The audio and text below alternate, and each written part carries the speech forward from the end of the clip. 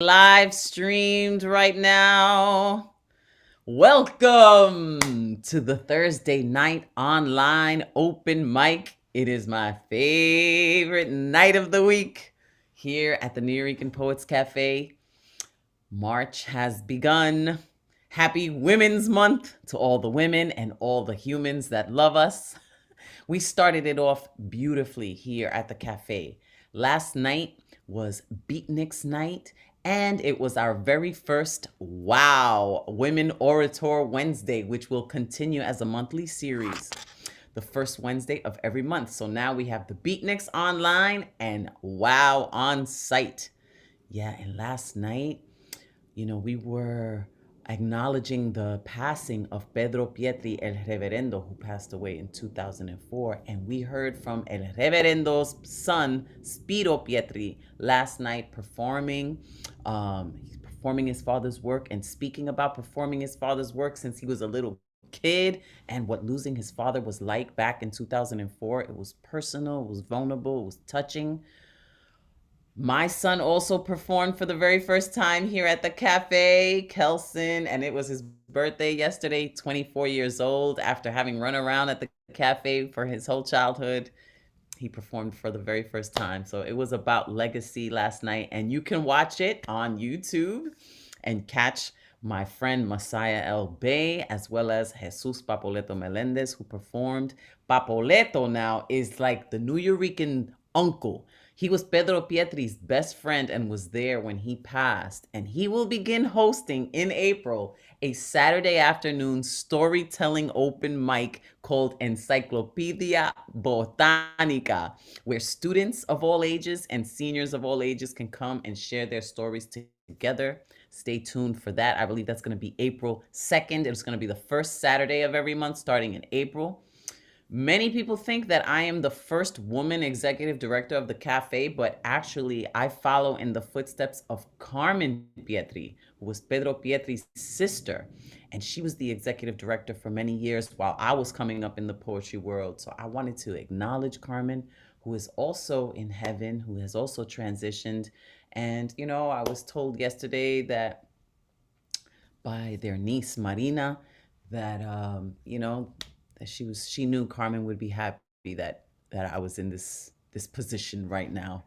So they were very loving to me, and I am proud. I am definitely proud. But women, the legacy continues, and women in poetry, I always love, shining light on the next generation of poets. So I had Destiny Padilla, Destiny Poet, to host our Women Orator Wednesdays, and she did not disappoint. Last night, the audience didn't want to leave. It was nurturing, it was fun, celebrating women beyond just the month of March.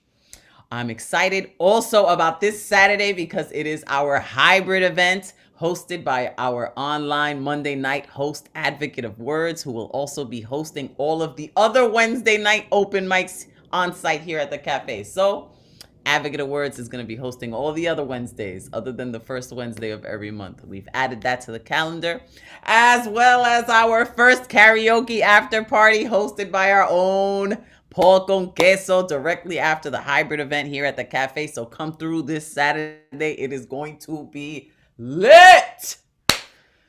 Whew! And Sunday's writer retreat. It's not going to begin this Sunday. It's going to begin the next Sunday, March 13th. So all of you writers out there that can use the energy of this magical place to write, come through on a Sunday from noon to 5. So many good things are here and on the horizon as the world is at war. Oh my God, we poets create peace, love, and awareness, raising the consciousness of humanity and healing the hurt that this world causes us, one poem, one creation of art at a time. So I've said a lot of things. I hope you're there with me. Let me see in the chat. I'm gonna put this. Oh, I see. The Goatberg would like to be in the good luck round. Yes, we have the good luck round. Alexander the Goatberg. Got you. I'm putting you on first. Let me put everybody that's on the list. There it is in the chat. Tesosomo, Generalissimo, Joski C, Poeta Q. Let me see. Let me unmute you guys just for a minute and see your faces. Let me know how you guys are feeling. Feeling The good. Bruja. Feeling good. Feeling good. Feeling Eba. real good. Yes. Oh, I see Pele's back. Hello. Hi. Ooh. Hey, doing Okay, good. so Mabel is in the In house. Hi, transit. Mabel. Jody. Hey, Okay. in transit.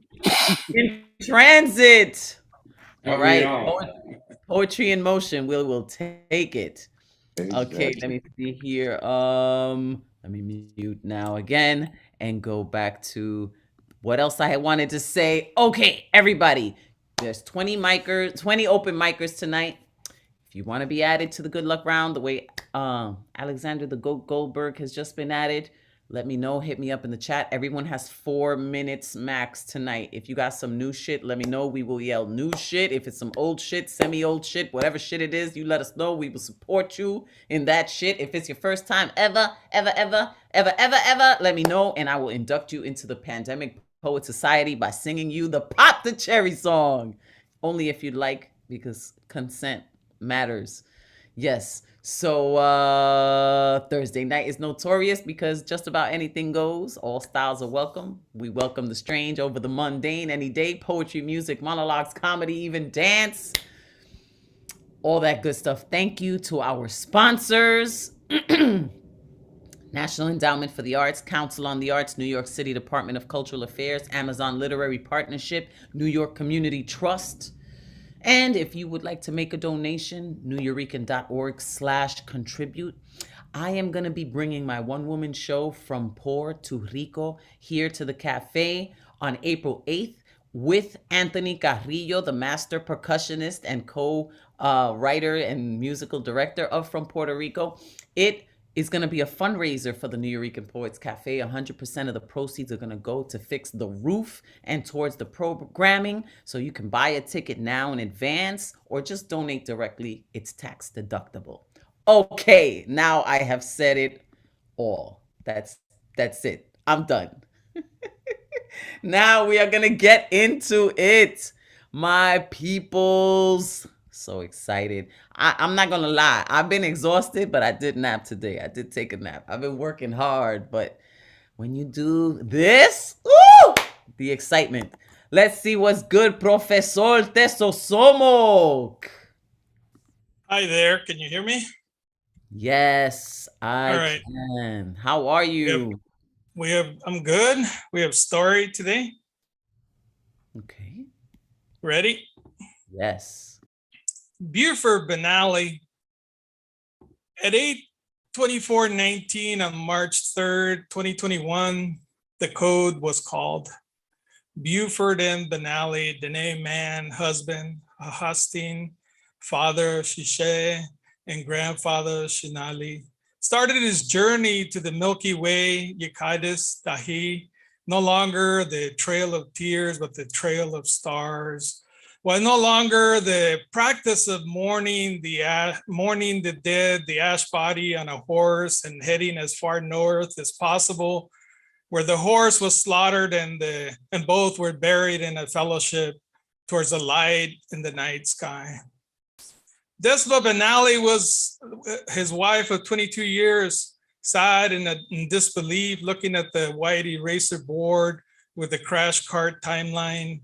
At 8:06, it read, start, patient unresponsive, CPR initiated. Before that, he was the loving father of 3 girls. Something Desma had always wanted for him was a grandson, a Hatsoy Aski Igigi. At 8:08, he was given a pulse check. Cupid, his Hatsoy Aski Igigi, would not be born till close to a year past Buford's passing.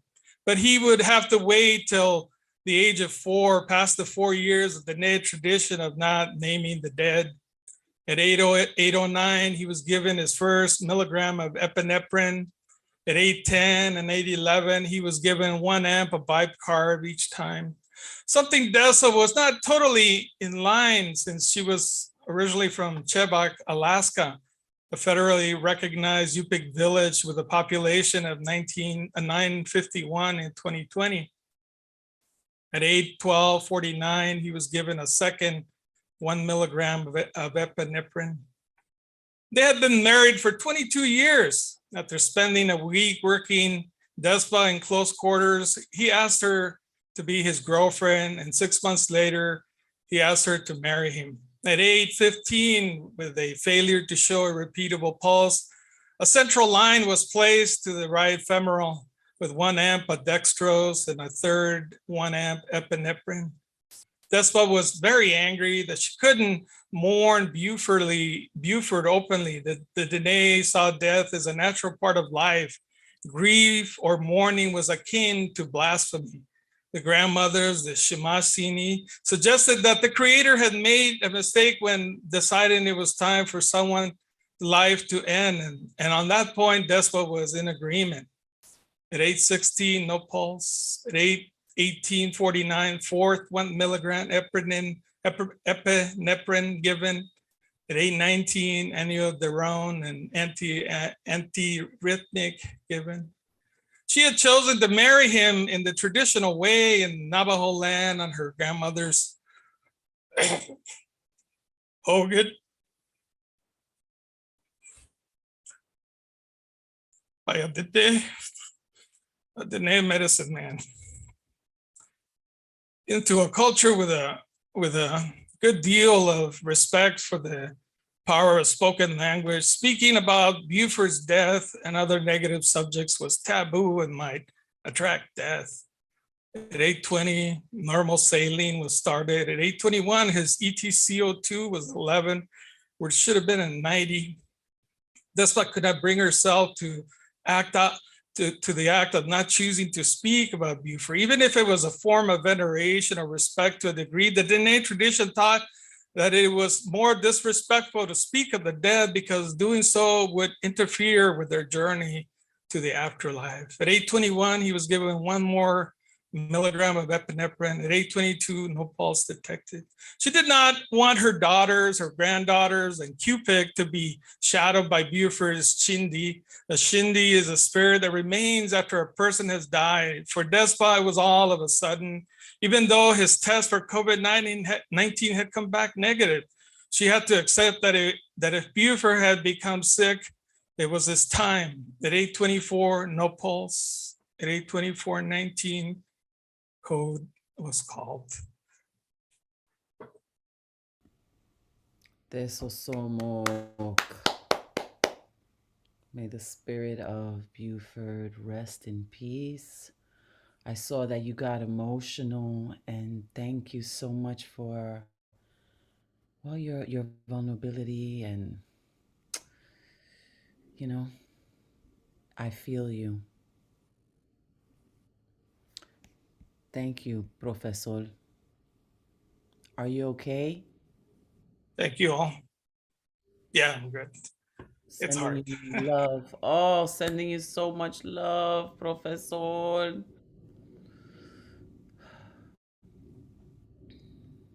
Thank you. Well, they say a lot of people may not want to speak about death, but I was speaking to Jesus Papoleto today, actually, after, and he said that he thinks that our life in death is much longer than our life in life. It's just the unknown. But we never die. Yes, prayers and peace. We're going to keep going, and we're going to move on to Generalissimo, but I wanted to announce the names that I have so far for the good luck round. We have Marsha Rivera, Mabel Picote, Julia Parsley, Abigail Rose, and Alexander Goldberg, the Goldberg. Okay, Generalissimo, take it away. Shalom, La Bruja, and that was very touching. Thank you, Tess. I appreciated it. So let me go ahead and get started for you.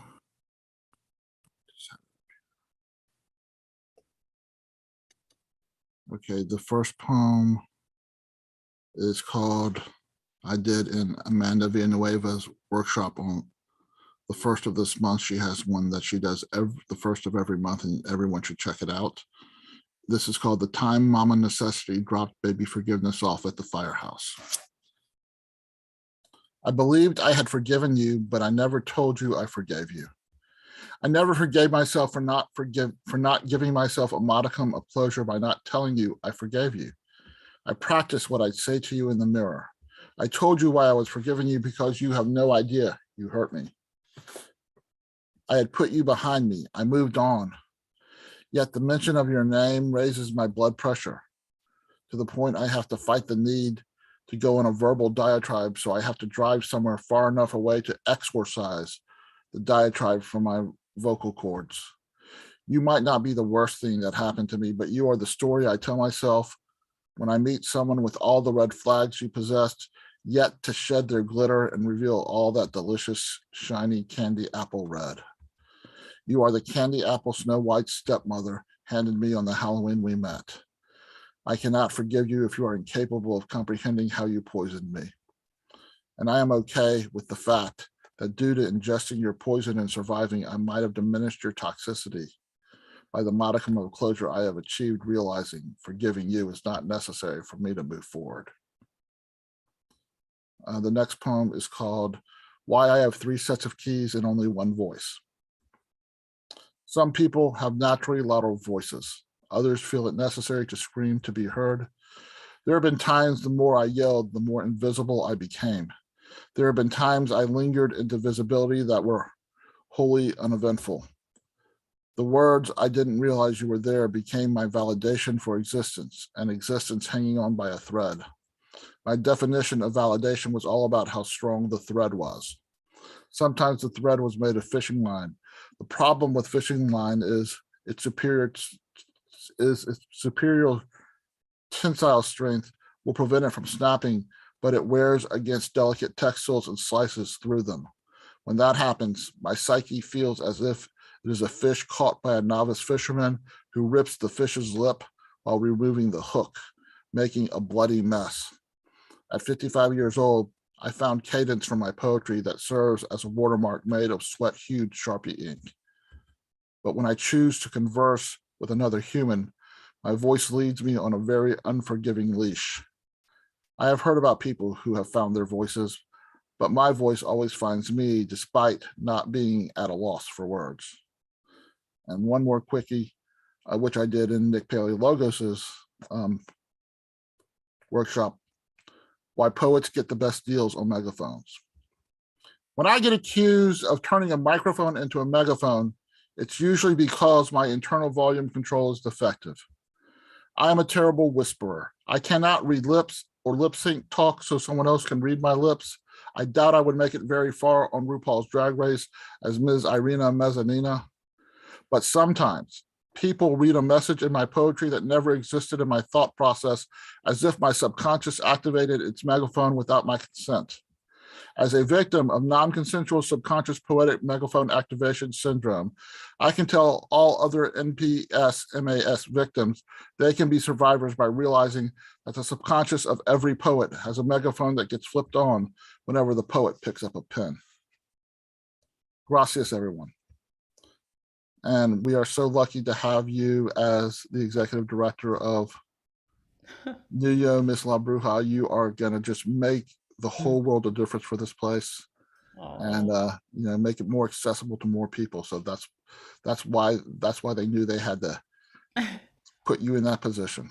Thank you so much, Generalissimo Brian Franco. Thank you so much. Wow, those new poems. Ooh, he was like digging through, like through trauma and forgiveness and, that introspection of making sense of the effect people have on us, Well, I will say one thing. When you go to a workshop that is done correct, that has the kind of facilitation like Miss Amanda and Nick do, they bring the best out of the poets, and you you don't necessarily feel that they're doing that much, but they really are. There's a way people do workshops that make a difference. Right. When it feels sometimes I leave it early because it's not working for me, but it's all about the people running it in the end sometimes. well, shout out to Amanda Villanueva, La Tormenta, and Nick Paleologos. That is so cool. Thank you. Thank you, Generalissimo. Great You're job welcome. as always. And even just the way you say candy apple red made me hungry, but it's the way he describes food. It always makes me hungry. It's too delicious. It's too on point. Now you got me craving to go to Rye Playland for a candy apple like back in the days. But anyway, we're not going to Rye Playland. We're going to Denmark right now. Let's show some love for Pelle Zingle. Hello, everyone. Hi, how are you today? I'm fine, and how are you? Doing great. Great to have you back all the way from Denmark here in New York. I'm so grateful to be back. It was wonderful to listen to all the people last time and to share my own poetry. And I just wanted to go back, so that's why I'm here today again. Okay, well, it is yours. Take it away. This poem is called Weightless. Fingerprints of soaked feelings rolling like dominoes, soaked heart shapes, so young in the mirror, but inside layers of dust on my youth. Weightless, I'm flying through my soul, together with torn veins, together with bone powder dust. Weightless through the forest of lost love, stuck forever in the forest of lost love. Weightless, I'm flying through a rubble storm, fragments of sharp bricks, scratching. That's why my skin is covered by so many scars. I'm still living because scars can't live on the surface of a ghost.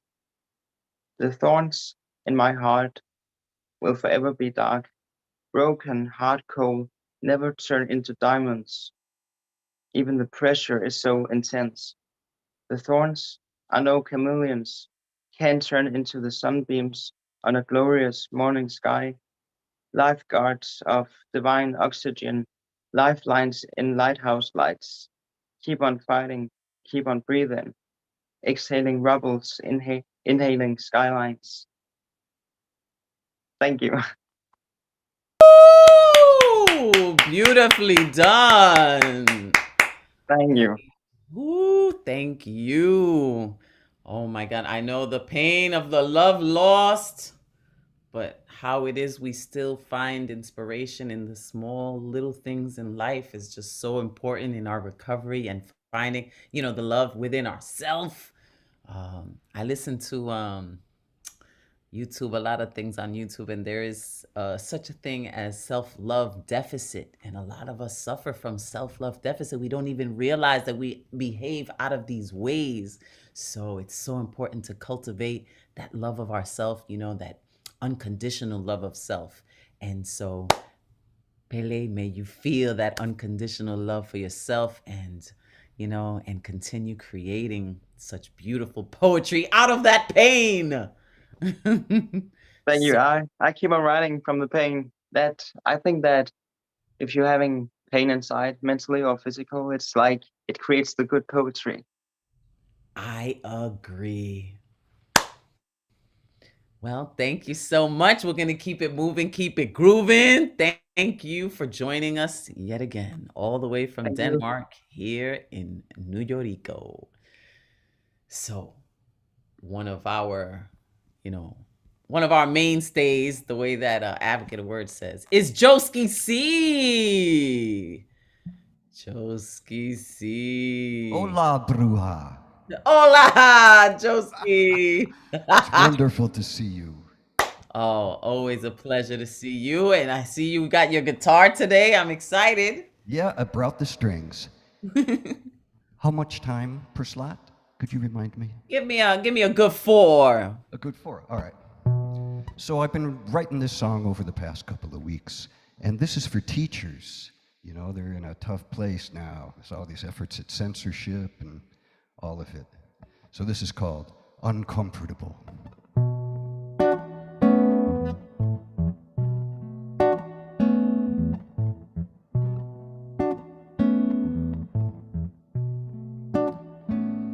Can't teach history, it makes them uncomfortable. Can't teach science, it makes them uncomfortable. Can't teach geography, from sea to shining sea. Led by the lost, counting the cost, it makes them uncomfortable.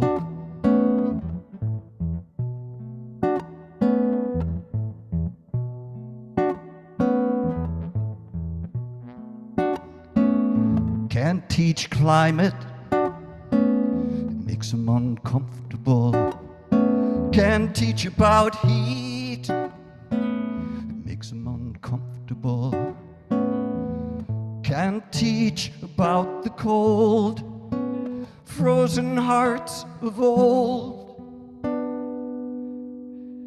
People were bought, people were sold. It makes them uncomfortable.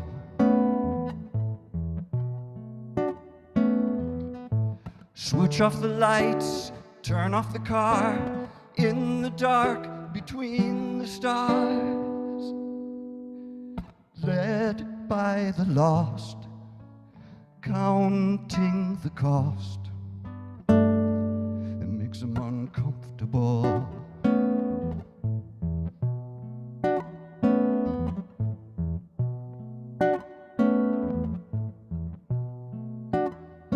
Can't teach about slavery, that makes them really uncomfortable. They didn't do it, that was somebody else. Privilege of skin, doors that let them in. Jim Crow was their kin, they feel it deep within. It makes them uncomfortable.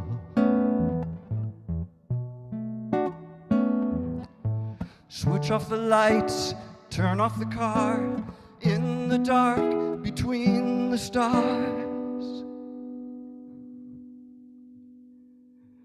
Can't teach knowledge, it makes them uncomfortable. Listen to them spew their ignorance. I hope that you can see what's in our history.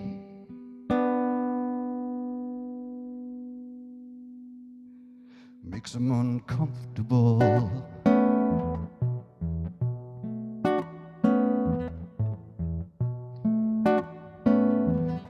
Uncomfortable. Makes them uncomfortable.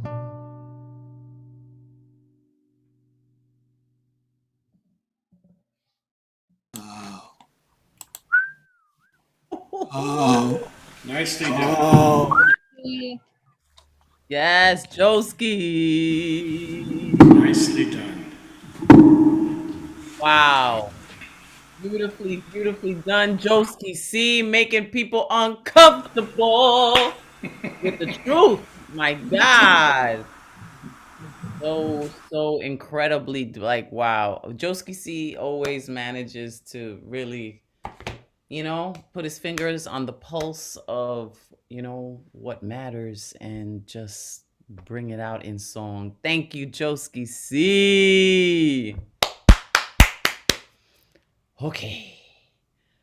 I have somebody named Sneed Velez on the list. Sneed, I don't know. I know we got Ivan Velez. Ivan, I think you said it's your first time. I don't know if you're also Sneed or if you're on the list twice. Is that you, Tech? Okay, cool. Good to know. All right. So now we're going to go with Bill Elkins, another musical mainstay here on our Thursday nights. Asking to unmute. You there? I'm there. Yes. Yes. How are you, Bill? I'm pretty good, Bruja. How are you? Doing Trying well. to get. Happy to see you. I'm trying to do this other song. A couple weeks ago, I was here and a string broke, so I couldn't finish my song. Oh, Yeah, as fate would have it. I'm trying to get this done here. Okay, here we go. Here we go. It's called On the Streets of Chicago. It's an original. It's one that I wrote a number of years ago. I hope you like it. 1, 2, 3, 4.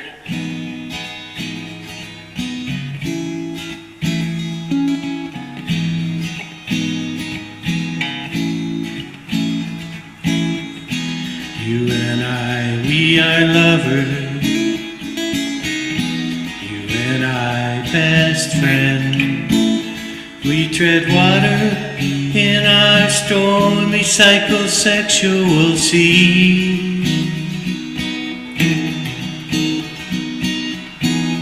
We hurt each other deeply. Our egos running rampant again. We desperately seek refuge in deception, but strip each other naked with candor once again.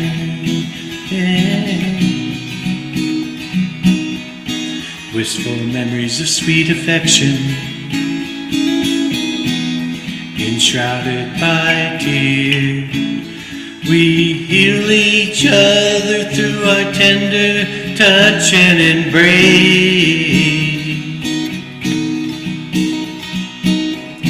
Resplendent one, you illuminate me. Yes, you light up my life. But we still seek refuge in deception and strip each other naked with candor once again.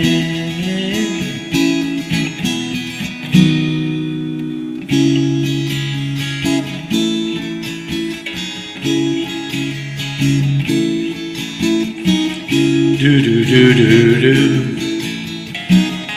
Do do do do do.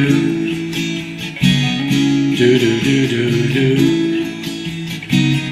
Do-do-do-do-do. Walking hand in hand along the magnificent mile, exchanging endearing glances as we stroll around the water tower.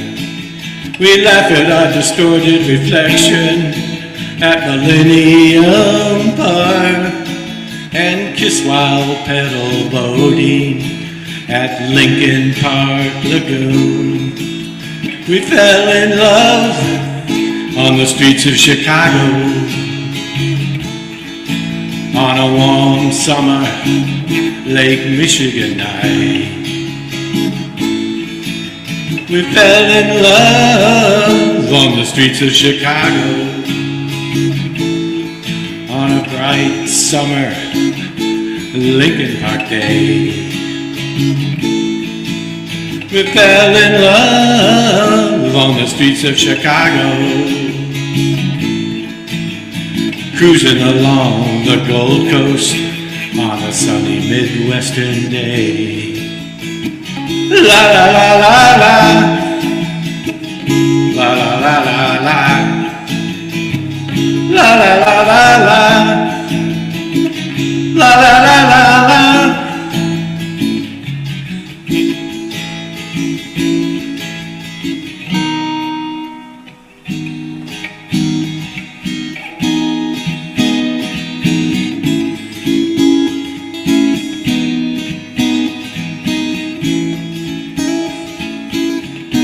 You and I, we are lovers.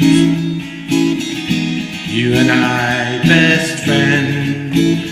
We flounder in our stormy psychosexual sea. Does familiarity invite deception? It is said it breeds contempt. Our relationship ebbs and flows like the waves of Lake Michigan. It's the natural order of things in this life. Must the laws of love follow those of nature? This is how we are together. Sometimes love and trust just aren't enough. Are we like Orpheus and Eurydice, mythic lovers who meet a tragic end? We endeavor to carry on and love with passion, but the ebb tides of familiarity and contempt just get in the way.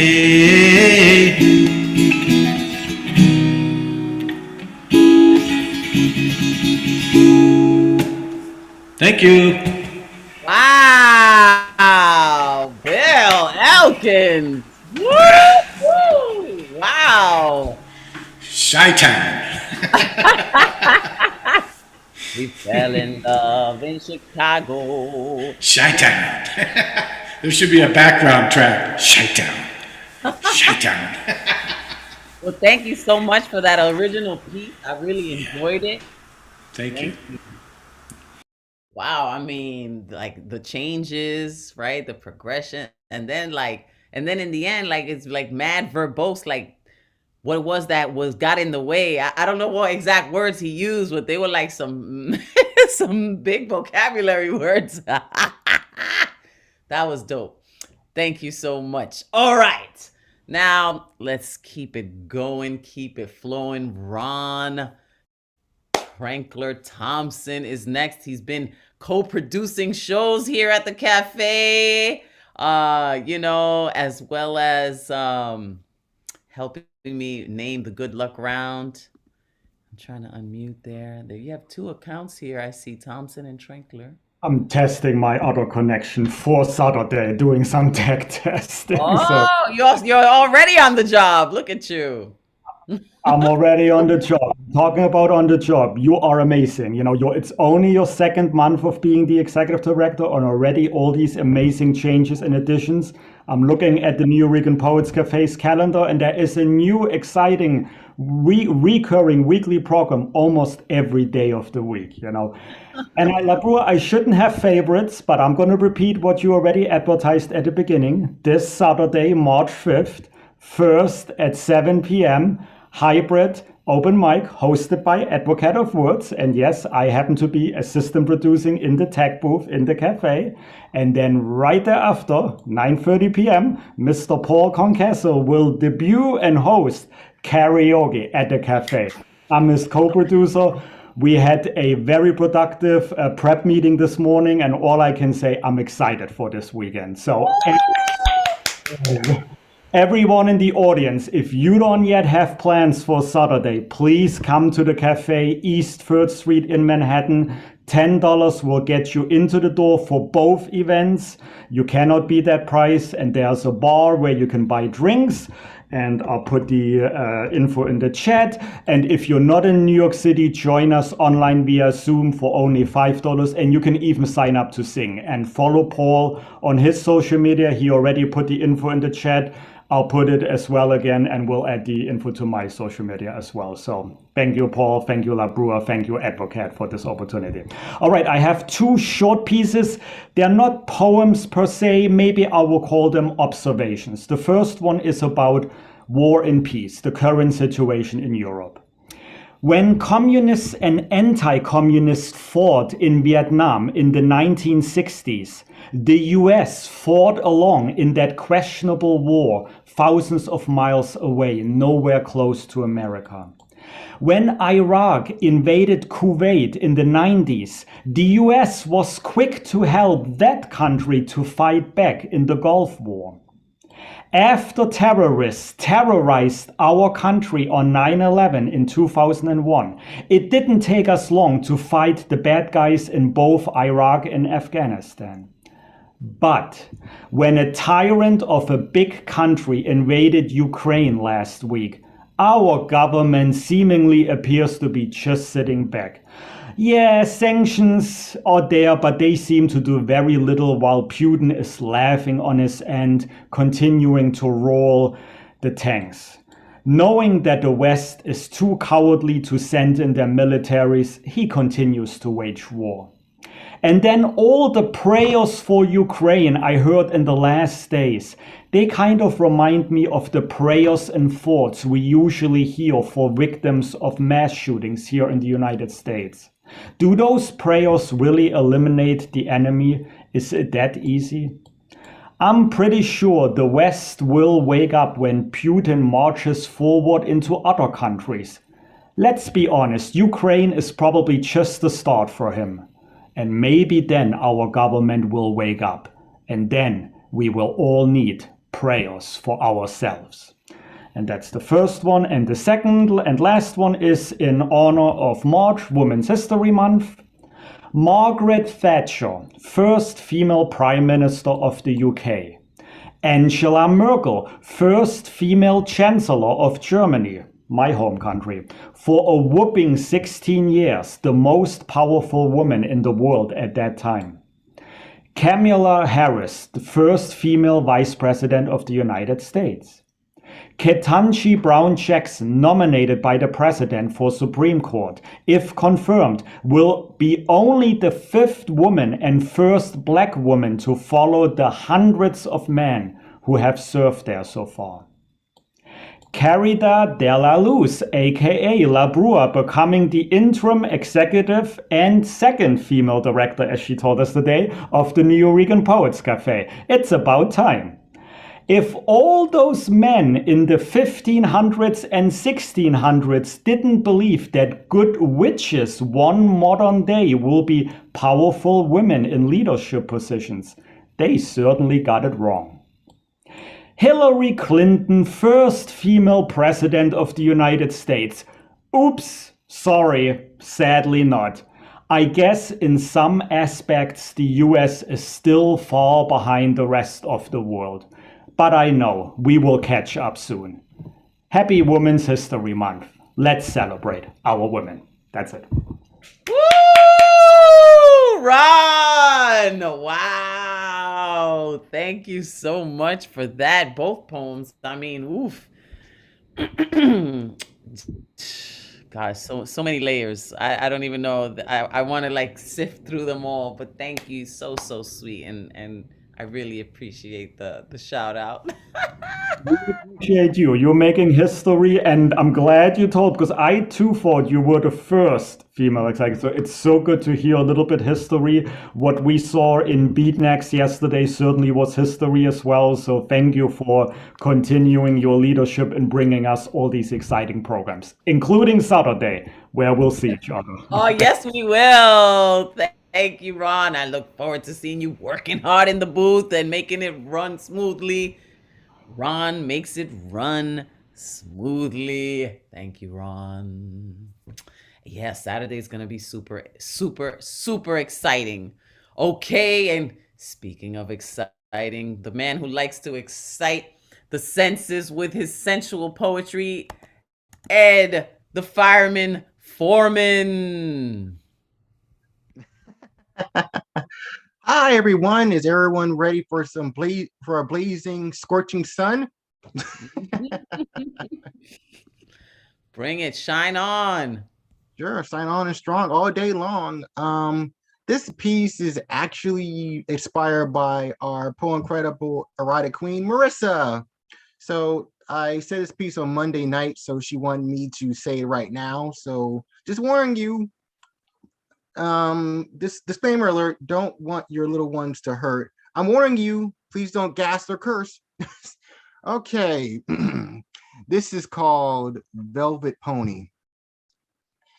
Can I ask you a question? Are you allergic to latex? No? Let me teach you a pleasure lesson. It's going to be more physical than sex. Why you look so at ease? Are you a good girl? Your eyes sparkle like pearls. Please set your taboos free. Oh, nicely strapped in. You're not going anywhere. Let me make your deep taboos transcend. We're down to nothing but our underwear.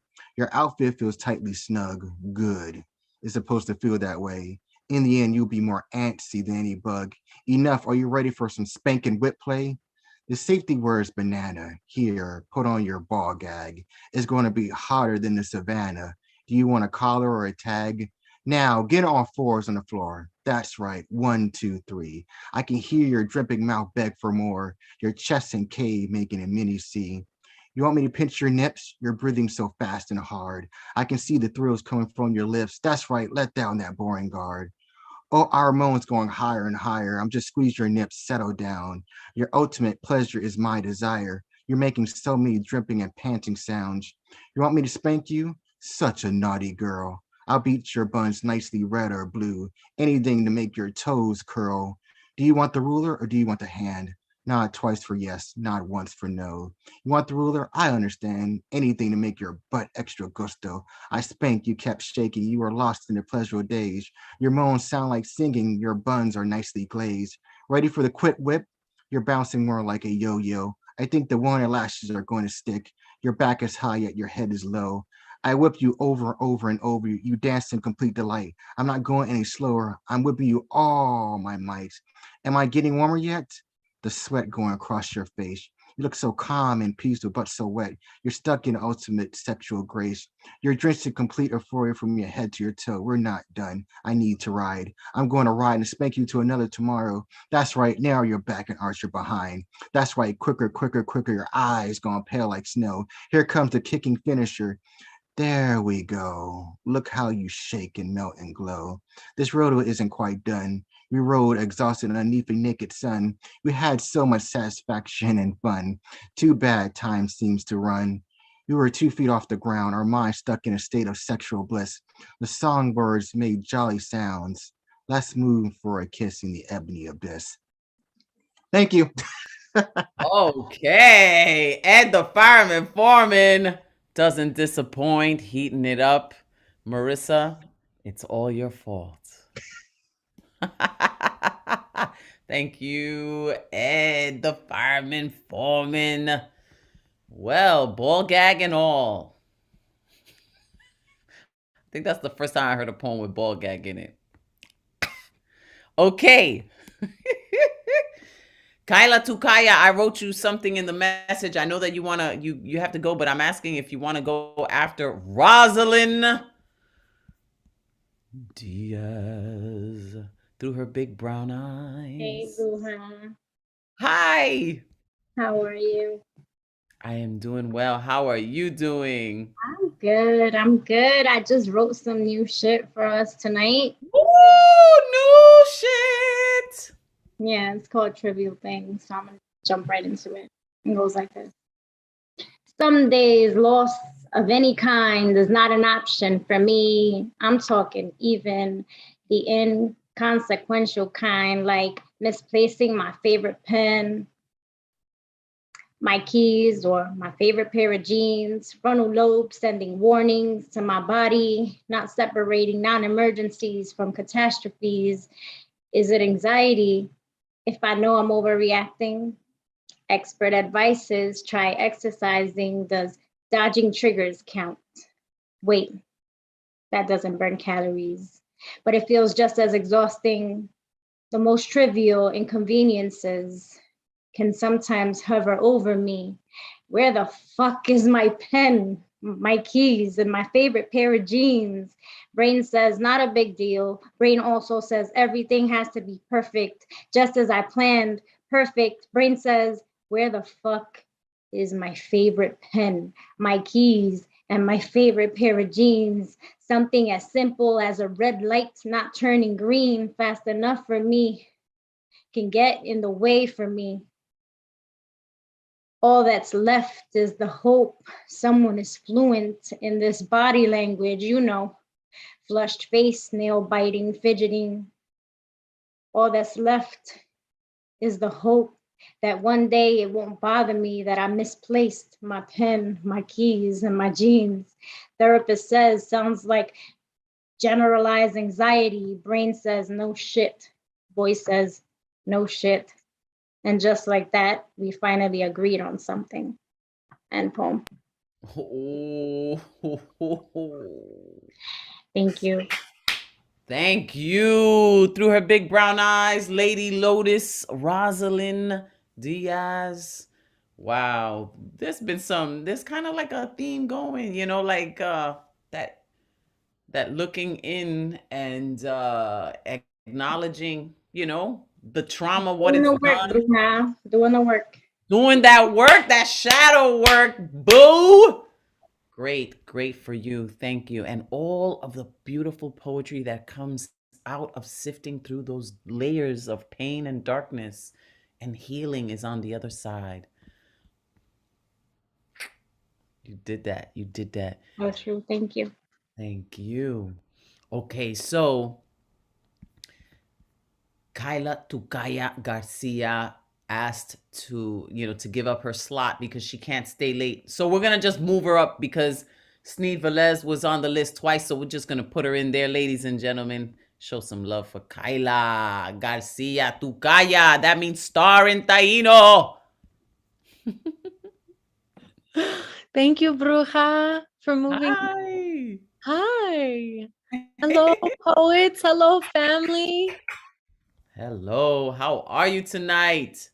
I'm so happy to be here. Great. We're happy to have you. Grateful for this space always. I am on unceded Tongva land, and I have two pieces, and I'll jump right into them. The first was written at La Tormenta's workshop. Please come to it when you all can, the first of every month. It's just medicine. She is a poetry doula. Okay, this is called No Fight Left.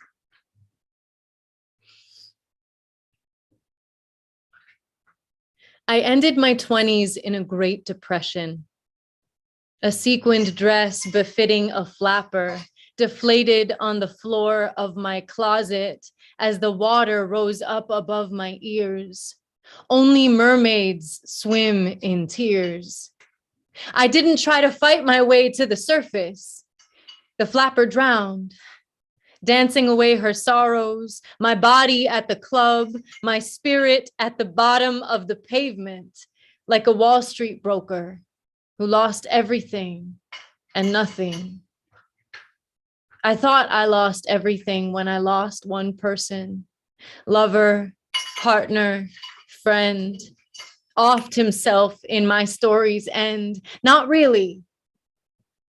But sometimes knowing he's alive makes me sadder than all of it. Because to not talk anymore is 1,000 deaths all at once. 1,000 bodies on the pavement, 1,000 hearts frozen, hanging on telephone wire, right before he hung up the phone.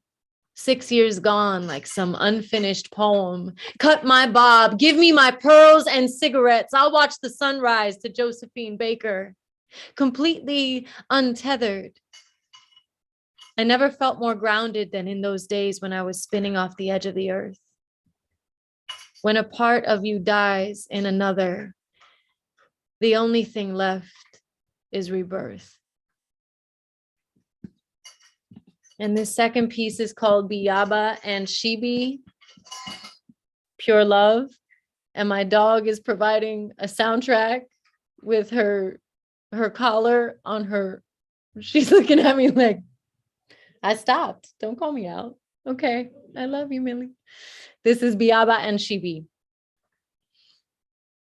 I am seeing crowns on fire, phoenixes rising. This DNA can be wings.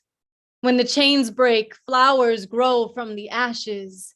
My blood doesn't have to be metal, iron, stifling, unforgiving. It can be fragrant, lavender fields bursting with honey.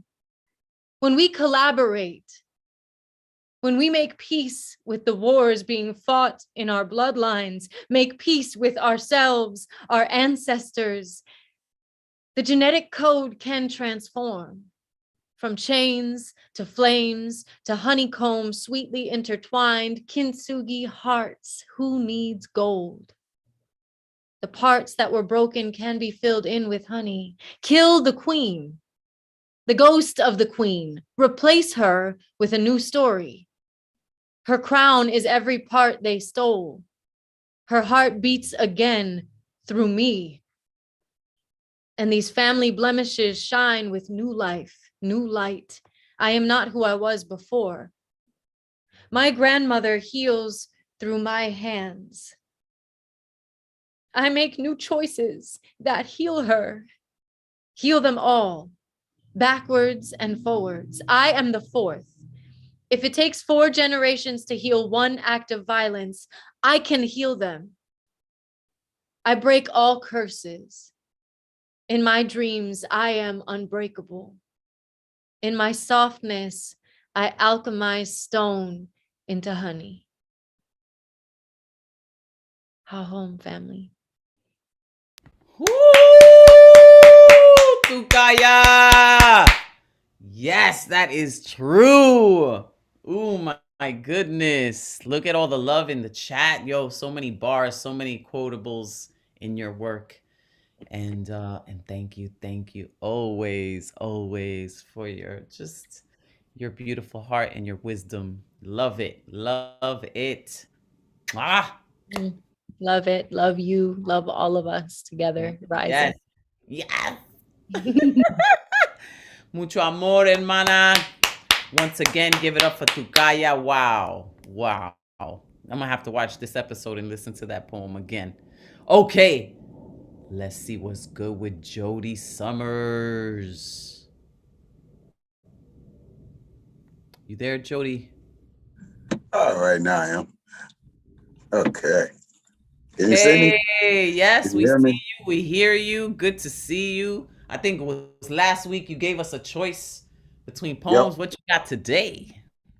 So, and I will be back with that also for Mondays. I keep missing them, but I'm going to be there to do one of those 3 from the Childhood Trauma series. Today, also in Constraints of Time and stuff like that, I'm going to be doing a piece called Mom. I think I've done it on Thursday before a couple years ago.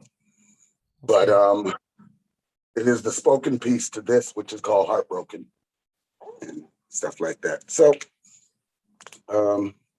happy Women's Month. Let's begin. Peace. Mom. Sometimes, yes, sometimes, when I'm just getting up and life is a little bit foggy, I can remember, yes, remember the perfume you wore. If I concentrate hard enough, I can just see a smile looking down on me, reminding me that everything is going to be okay. When the nights are cold and I feel alone, I can just imagine the kisses you left on my cheek. But I don't remember your voice anymore. I can't remember the strength it gave me as a child. I've heard so many voices and so many sounds that pierce different parts of me. Even if I've only heard them once. It's like a memory I can't hold on to. Those 5 seconds, 5 seconds where you're so immersed in your dream. And then it's gone before you could even say it out loud. This memory that was so vivid, complex, and filled with life is now a scattered screen of fragmented pixels, just daring you to find a pattern. Sadly, I've become numb to the outside sources. They just don't fit the pitch, the pitch I'm looking for. And even though I know that sound can never be repeated, I still remember your face. The favorite food you loved, the artist you would blast loudly as you rapidly cleaned the house. I can even remember your nickname for me. But the vibrations, the vibrations in which you spoke, escaped me. I still carry a picture It has never left my side, reminding me that no matter where I go, I will always, yes, always have a piece of you.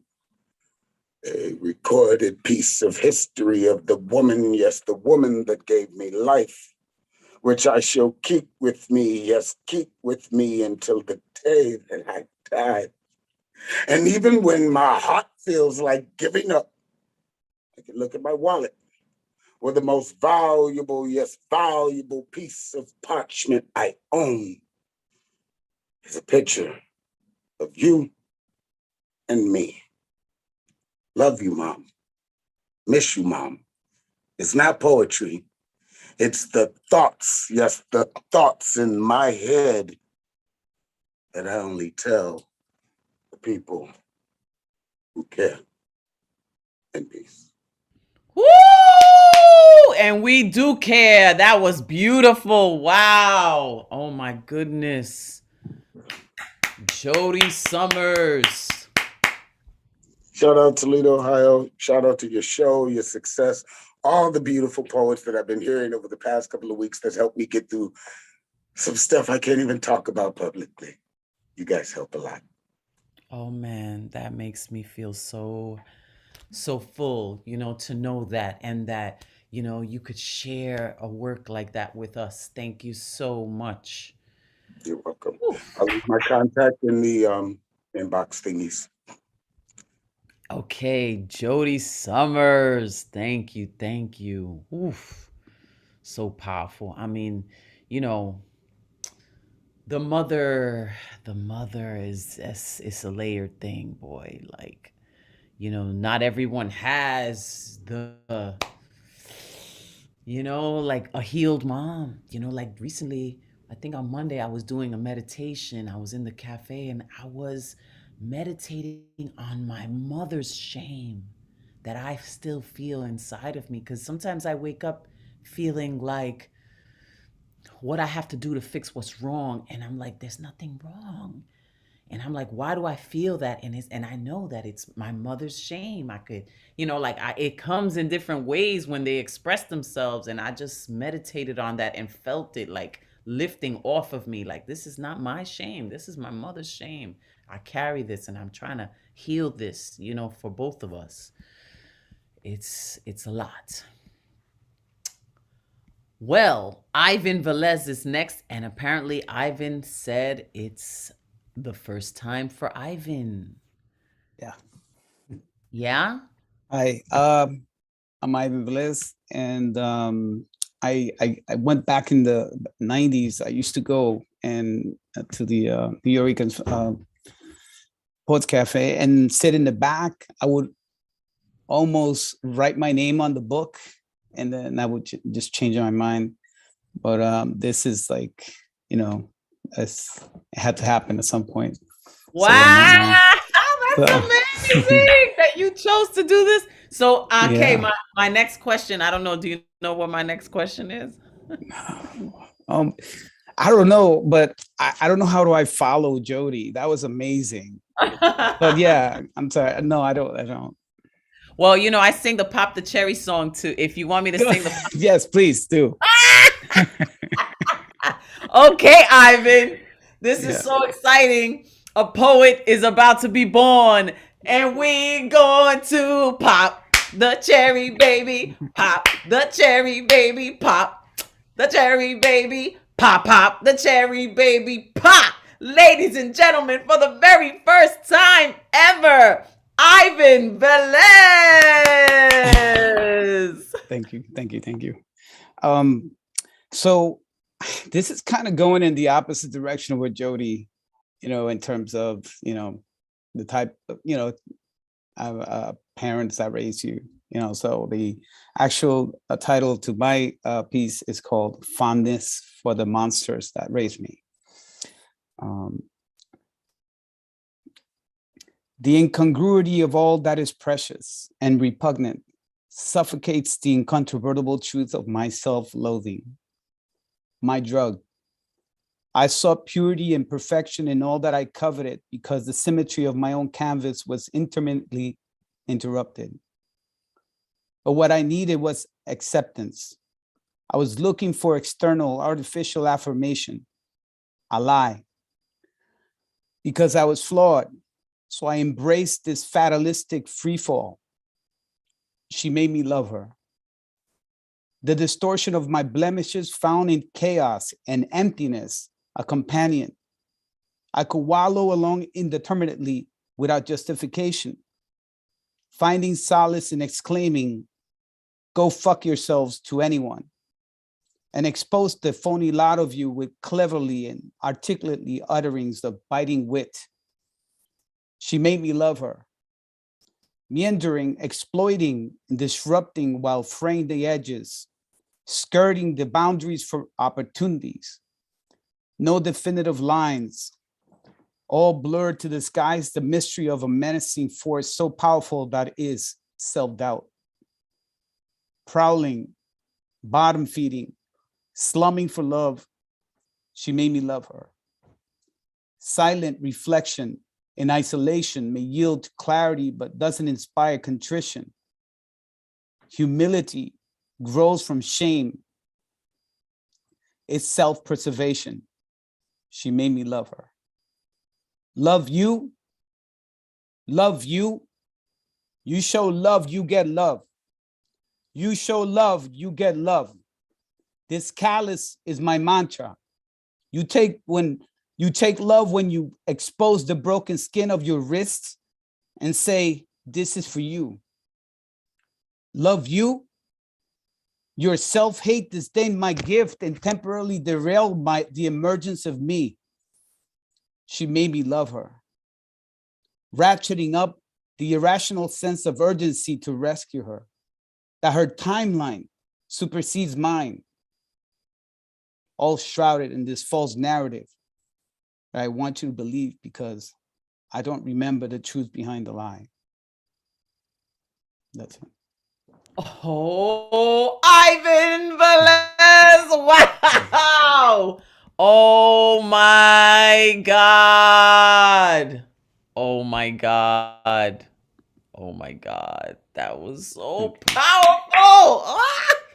Mind blown!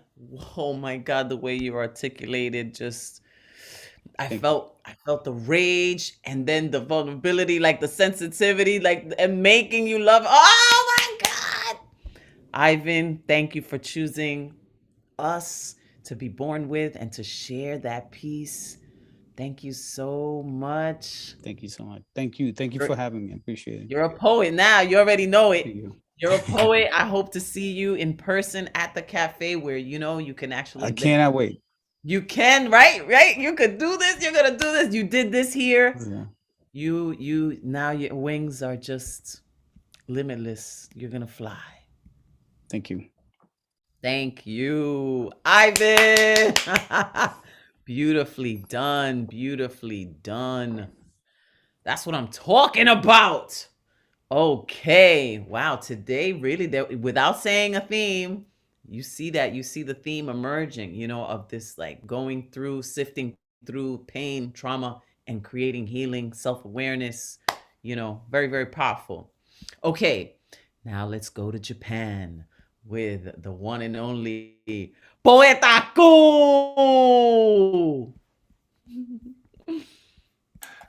Wow, glad to see you. Good to see you, Poetaku. Well, Monday night was 100th anniversary, so tonight is 101 anniversary. Congrats for 101. That's so great. I'm terrible. I don't even count, but I'm glad you are. Yes, just is my new shit. Oh, new shit. New shit title, 101. Bruja, you always telling us keep on writing, keep on going, keep on fighting. I got the power from you. So tonight, with much appreciation, I perform the super optimistic dance spoken word, dance music spoken word, 101. So I hope you're happy.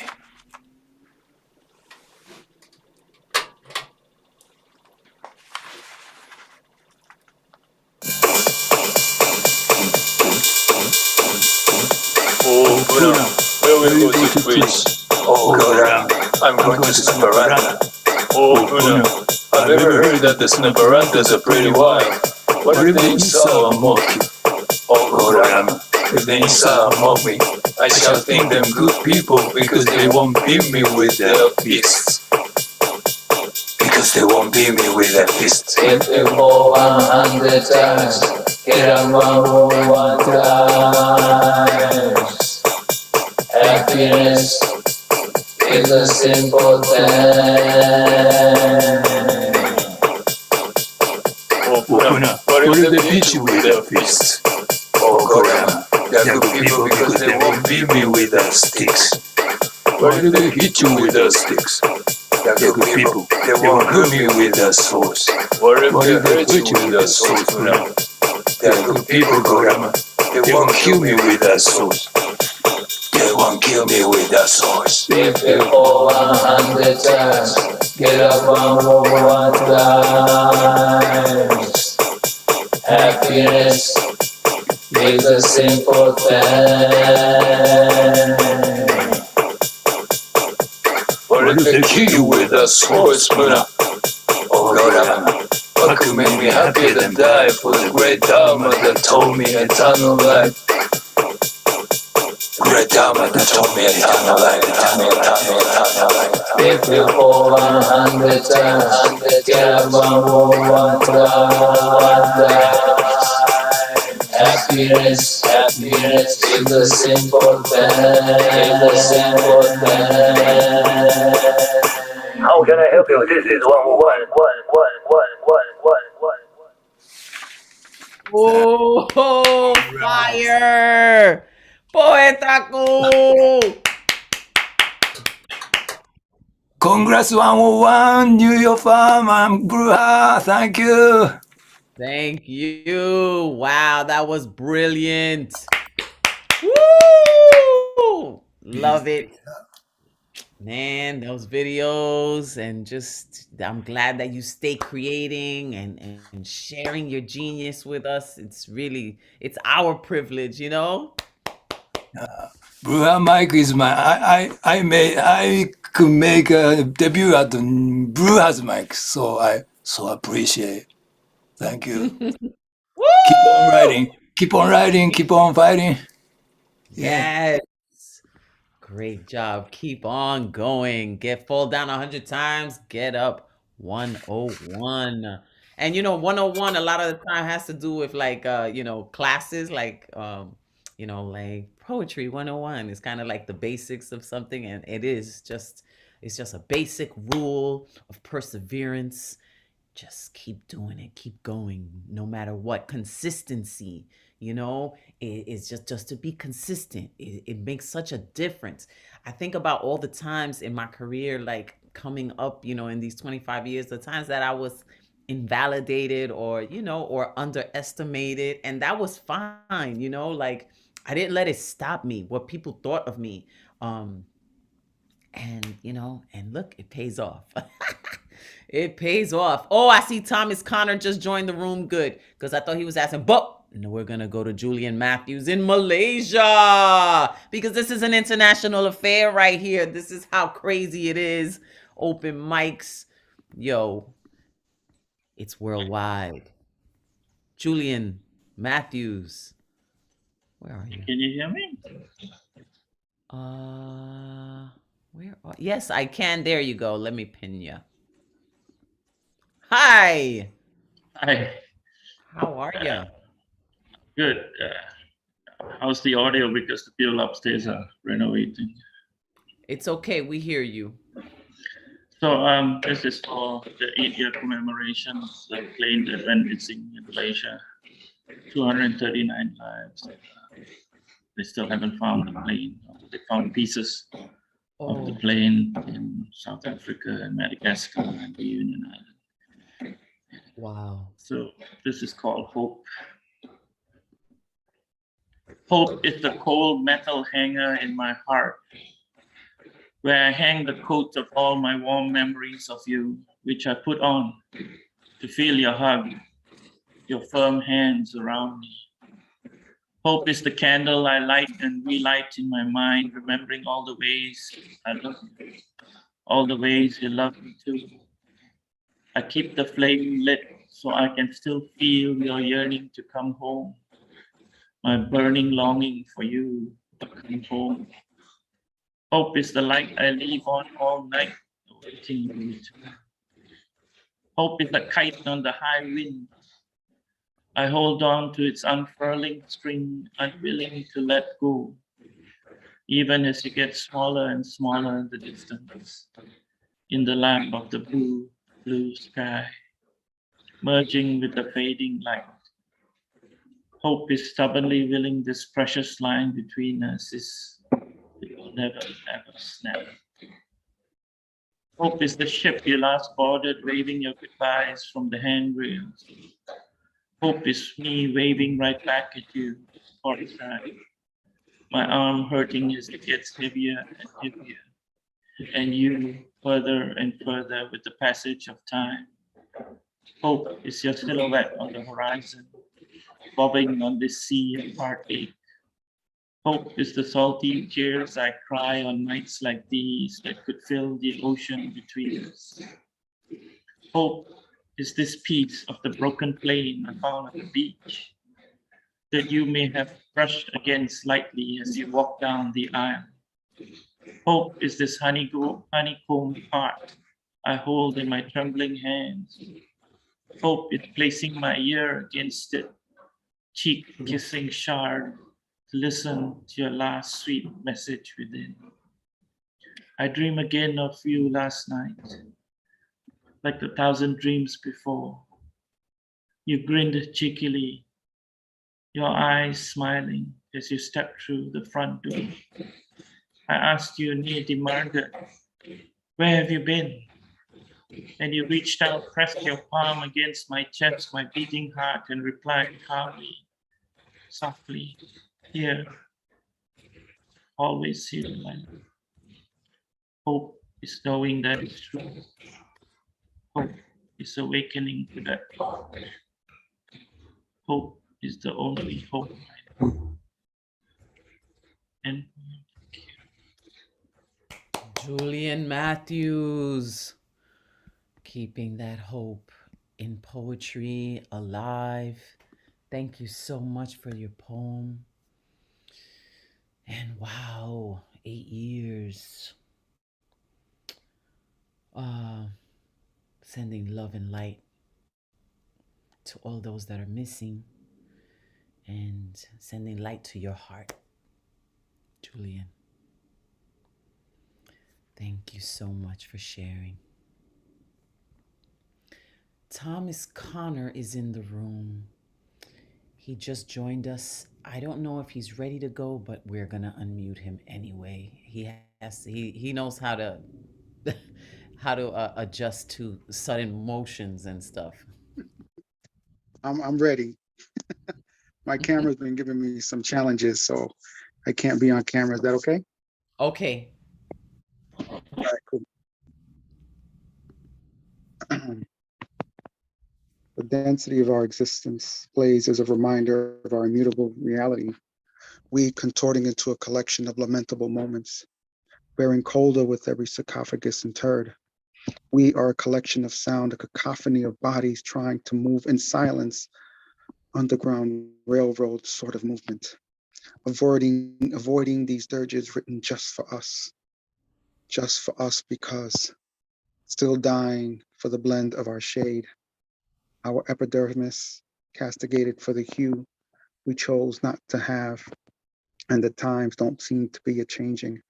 We still raisins in the sun, foreigners forced to build this land, either by fair or by foul.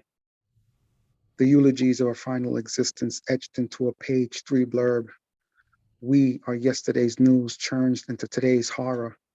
We are collections of lives, discarded, bartered for a land that was ours. And as you can see, the times don't The times seem not to be changing.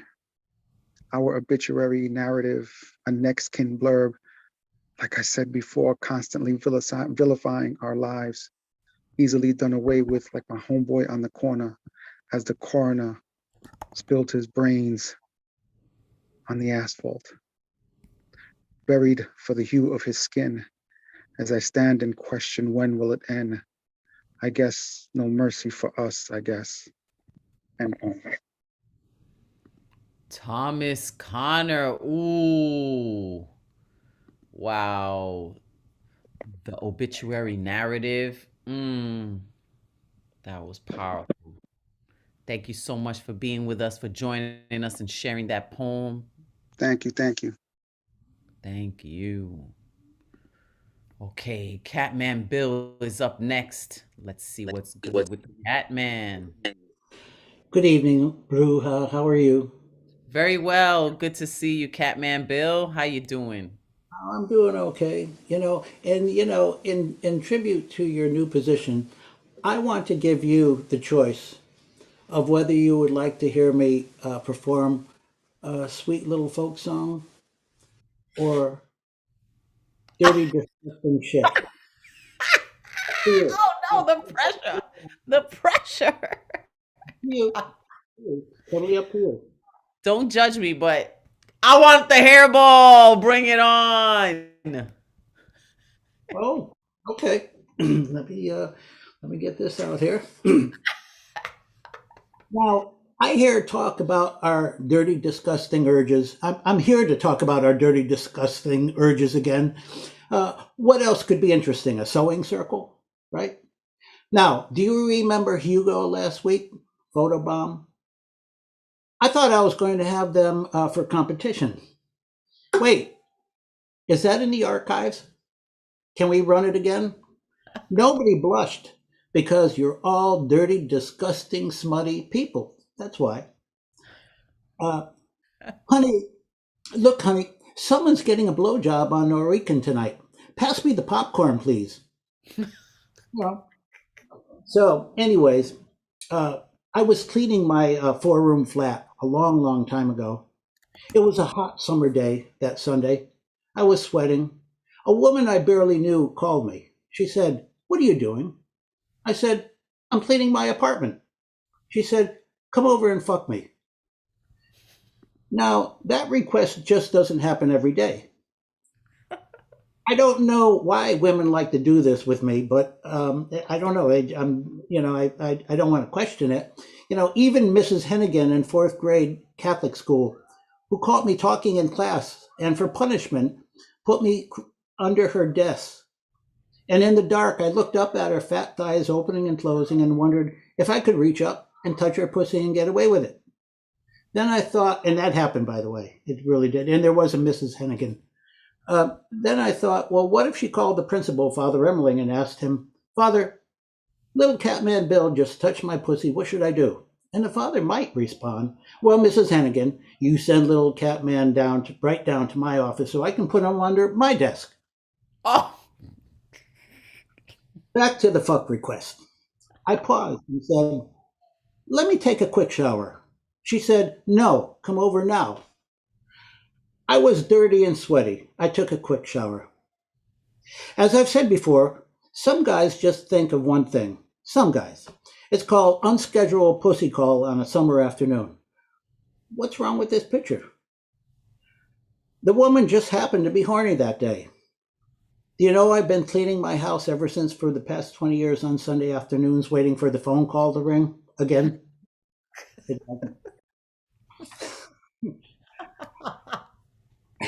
I'm a former flower power child from the 1960s. I wanted to go to Woodstock, but that summer I became a paranoid schizophrenic and couldn't be around a lot of people. And it's the truth. I couldn't. I missed it. Woodstock is only 100 miles from Hartford. I just couldn't go because I was whacked out. I only missed the most important, in my time, musical event of the century. As you might recall, Professor Catman had made a major discovery. He should get the Nobel Prize for this discovery. Through his research, he has discovered why some gay guys have gone gay. It's not a gay gene. It's not nature. It's not environmental. They just couldn't find the pussy. Where's the pussy? I don't know. What do you mean you don't know where the pussy is? I couldn't find the pussy under all that hair. I'm referring, of course, to my ex Maria Elena's mountain of pussy hair that I had to contend with once. And I'm going out to get some dick. It's easier to find, blah, blah, blah. Look, I can deal with pubic hair as I have to. I just have to pull the hair out of my mouth. End of sketch. Okay, Catman Bill. I'm sorry, I didn't work it too well, but this was hastily put together last night. Hey, it worked. It worked. You made it happen. The hairball is so effective too. I should have went for the song, but next time. I know it was my doing. Thank you, Catman Bill. Bruce. See, and you went to Catholic school. You see what Catholic school be doing? They expelled me by 7th grade. That's good.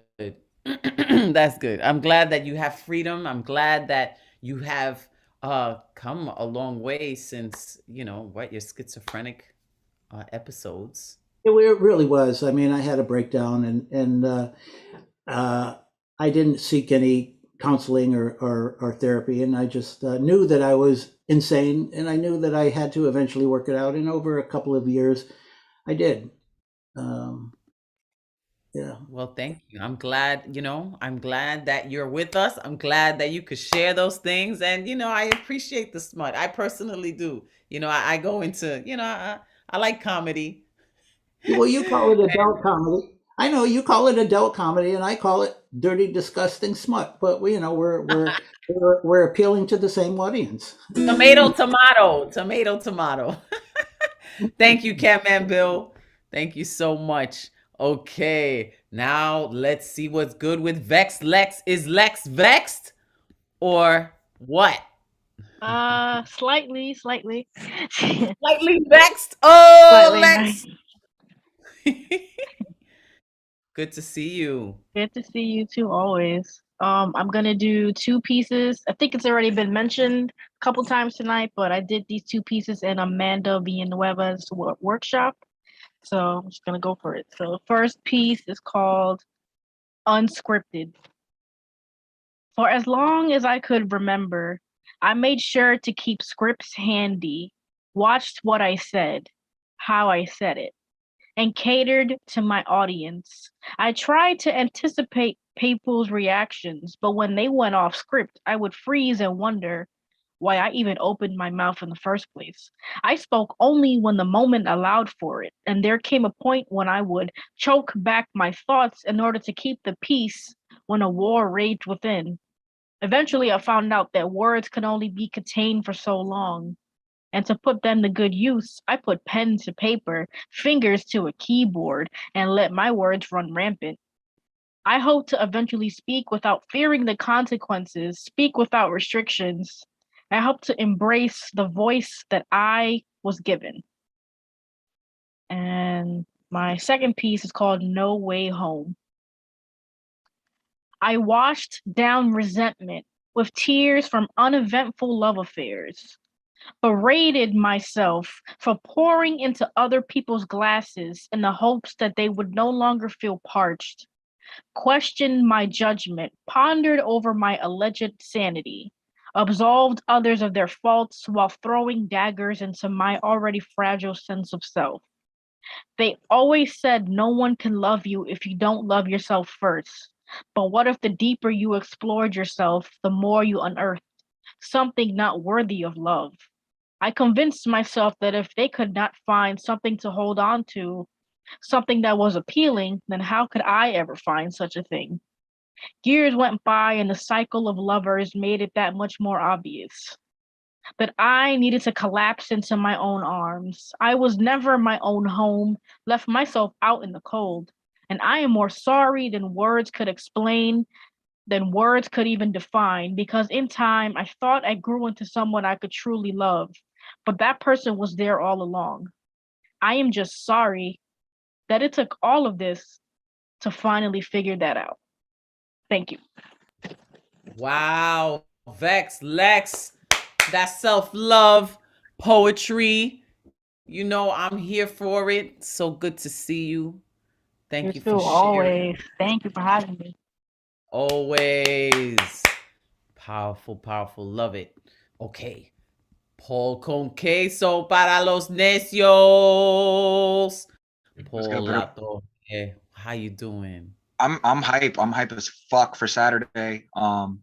So thank you to you for trusting me with running after hours, because you know it's gonna get very community centric. It's gonna get fun. It's gonna get the right amount of reckless. We're gonna have Gotti on stage. We're gonna have Ron on the ones and twos. He's gonna jump on stage, and y'all need to be there too. It's gonna be a packed house. We're gonna carry the energy over from the hybrid show into the first ever time we got karaoke in the New Yo. So I got Gotti to thank for karaoke.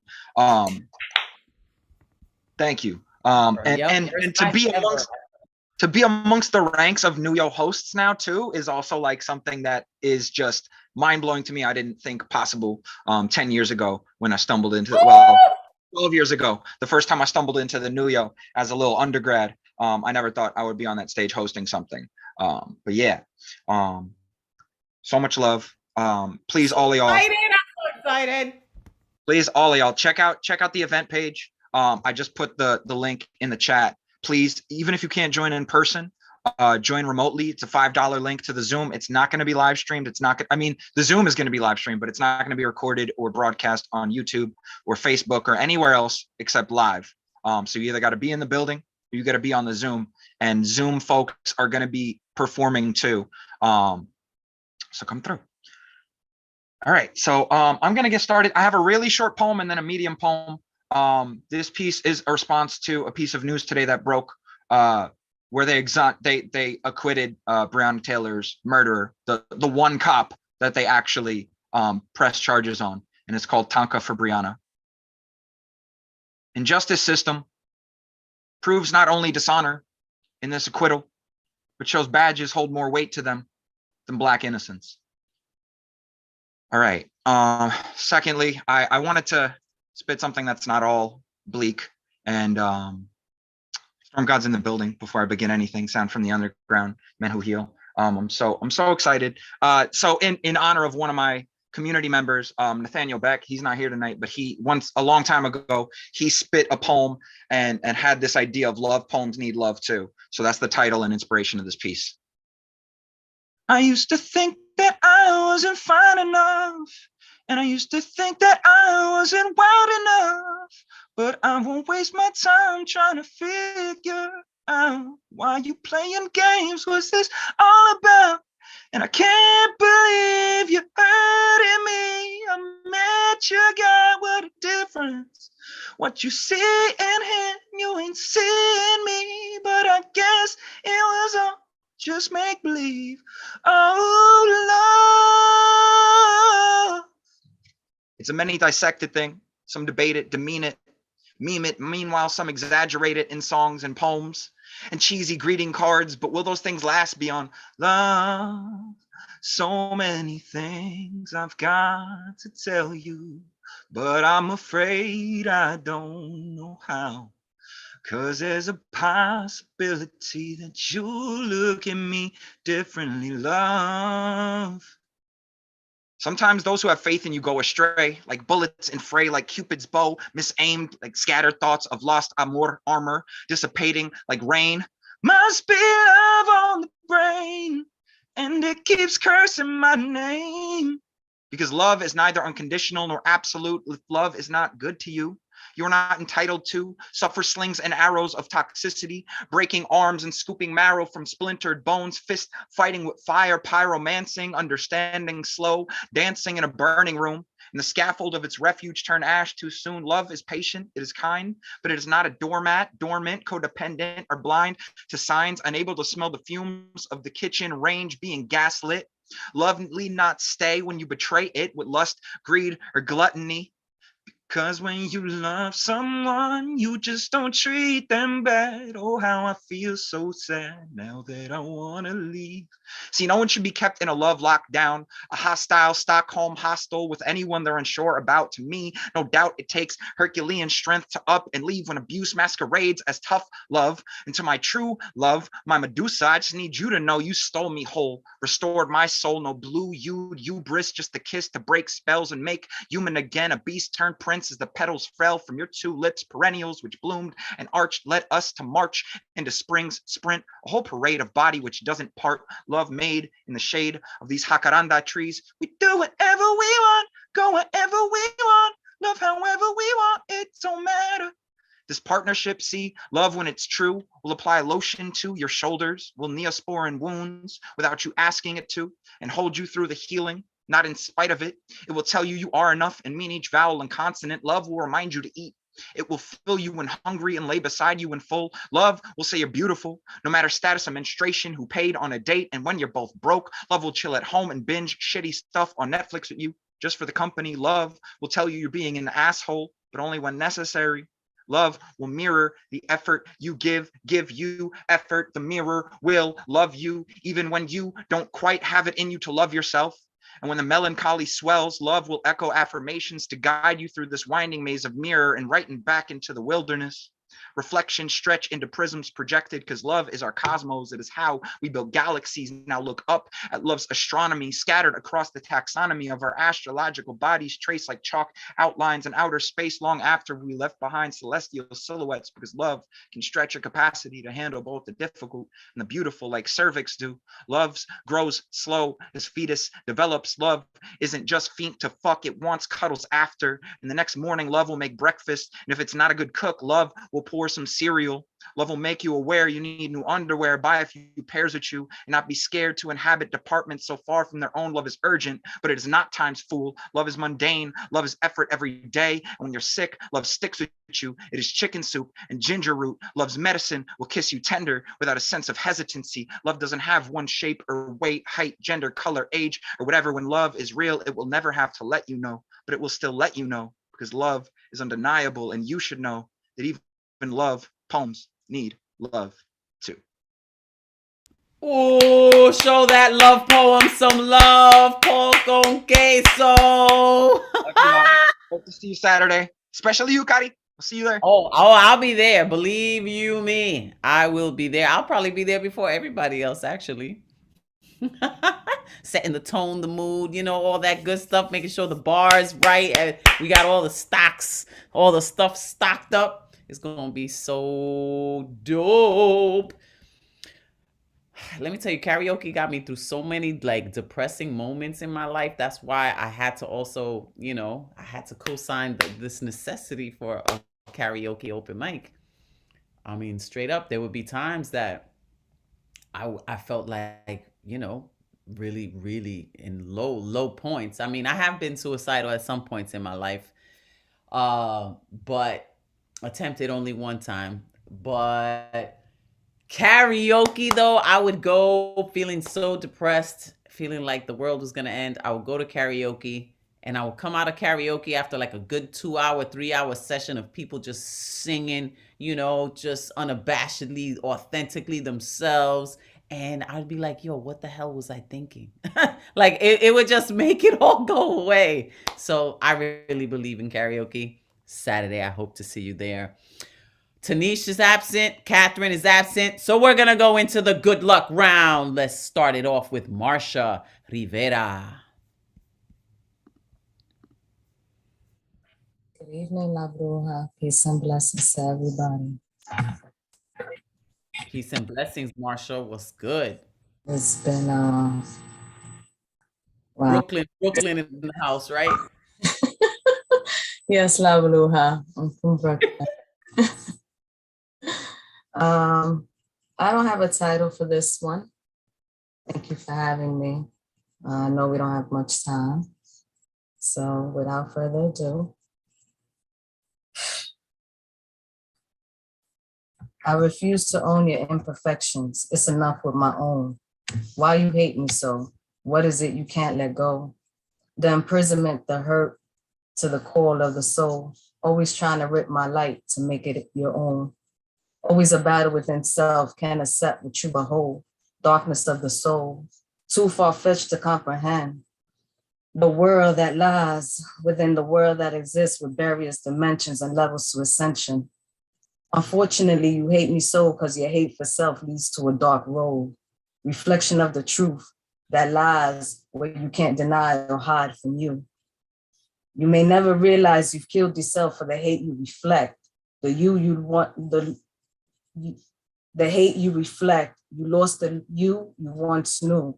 Before the day you consumed hate with deviant ways. What it takes to elevate to a higher state you will never obtain, for you sealed your fate. Little do you know, you played the part of the role already written, judgment given. Wish no harm out of my hands, serve your plate because karma knows your name. I'm not giving you my energy nor the time of day. I vibrate on a different plane. My vision of life you try to take. At the end of the day, we're all the same, trying to live day by day. Your imprisonment of the mind, body, spirit, you eat, breathe, live of an unfulfilled soul, lack of joy, the light within of life and hope. Seek the face to self with all imperfections to seek the road of redemption. Thank you. Oh, thank you. All right, letting them know the toxicity is not the way to go. Thank you, Marsha. Thank you. I'm so happy you joined us yet again. Thank you for having me. Thank you. Thank you. Okay, we're going to keep it going, keep it flowing here in the good luck round. Next is Mabel Bicote. I believe that's the way it's pronounced. Let me know, Mabel, if I'm incorrect. It sounds better pronounced that way. How is it? It's Picotti. Okay, is it Italian? It's French. French. Okay, Picotti. Mabel, thank you for being with us. Where are you tonight? On the lands of the Oceti Shakopee, incorrectly known as the Sioux Nation in South Dakota. Wow, welcome. Thank you for joining us. The floor is yours. Okay. I wrote some poetry for art exhibits, and they put them into a chapbook, and it's combined with different art. And so I have several of those exhibits from the Center for American Indian Research and Native Studies. And this one is about the 1868 Fort Laramie Treaty. And just a little, it's on Article 3 of the treaty. There are 17 articles, and this one says, the reservation should include 160 acres of tillable land for every Oceti Shakopee citizen. And so here's my poem of how I relate it to that article. It's called Fences. A bit of history can ignite suddenly, much like barbed wire on a hot day, catching in dusty flesh to burn a bright red streak. Bent, I leaned in, my torso just the right size to fit between the barbed fence wires. Pivoting, hands pushing down the wire below, one leg passing through, I eased over, lifting and passing the other leg through. And my flesh danced on fire from shoulder to elbow where a long cut angrily burned. Put some dirt on it, my cousin directed, as Nathan, a little chubbier than the rest of us, tumbled through the fence, tearing a hole in his shirt. One pant leg caught by a sharp barb. Shouting for help, he jumped on one foot till his pant leg released. And we teased him, laughing and running on ahead. To the next fence we would cross. We grew up knowing fences like we knew scars on our bodies, our childhood minds never questioning the ideology behind those boundaries, the fences that we scrambled through. Once Grandpa asked permission for us to climb Eagle Nest Butte. And from the top, we saw the sun rise over a patchwork quilted land extending into the horizon. The patches of brilliant colors neatly divided and separated, vivid greens next to yellow sunflower fields, next to shades of orange grain fields, next to dusty cornfields and intense varieties of prairie grasses growing wild, with the light of the Badlands rising and dropping. We stood atop the butte, silently swathed in the damp coolness of the morning air, enamored by the patchwork scene, so breathtakingly serene. Grandpa wanted us to see our land from a wider view, and the entirety of our reservation laid out before us lit a curious significance deep within. I'm not sure our response was what Grandpa was looking for, but we drank it in as children do, rather whimsical and ready to play. Before we tumbled, running and laughing down the butte, we prayed for our relatives and Ina Maka to continue taking care of us. Then, feeling a remarkable connectedness burn bright within us, we hung our tobacco ties. Now that most of our fence crossing scars have faded and smoothed, we've mastered the art of opening gates. Gates and fences leading to old fields where our memories rush in like wind on smoldering wood. And gates that lead to new fields flushed with the fire of comprehension. Today, a fence crossed is a relationship forged in fire, a bit of history ignited. Woo! Thank you, Mabel. That was beautiful. Wow, to hear, the other languages, coming off of your tongue, it just ripples through my body. Thank you so much. Blessings, blessings, blessings, lifting up, our indigeneity and acknowledging those, those generations. And that was incredible. Thank you, Mabel. Thank you for having me. Loving everything and amazing poetry tonight. Great. Come back soon. Okay, we'll keep it going, keep it flowing. Abigail Rose is up next. What's good, Abigail? Hi, this is my first time here, actually. I'm really excited to be doing something like this. But where are you tonight? I'm in my apartment all the way in Virginia. In Virginia, okay. I'm going to university here as an English major and a creative writing minor, so. Wow, well, I'm so happy you are with us. I'm excited to hear your work. Take it away. Thank you so much. So this is a poem that I actually just recently wrote. I'm still working with it, but I would love to get some feedback, and it's titled Constellations. The child lays in a bed made up of the skin of mother's fingertips and father's assuring words in the forms of words unheard.